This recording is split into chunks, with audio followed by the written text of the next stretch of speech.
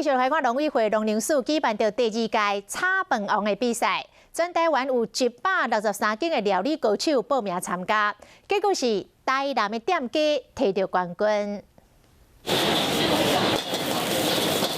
免费快炒饭粒啊，伫鼎内面你跳，这个用料真丰富，看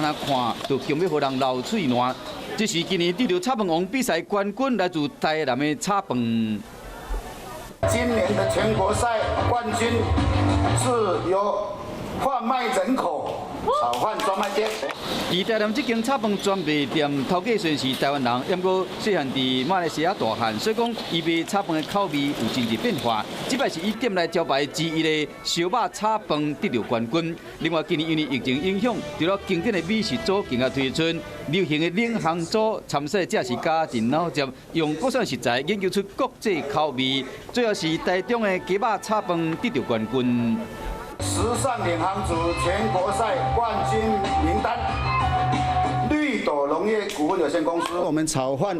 在全国冠军之后，你只要到超市、量贩店去，你只要买这些我们的冠军炒饭，你就可以买到营养，买到健康。今年总共有249组炒饭的作品，来自全台湾163间料理高手，佮经过专业评审的决选，2项组别的冠军炒饭，估计伫明年头一季，就会使伫超市卖场的通路伫卖，互民众唔免行遐远，嘛会使试到冠军的好滋味。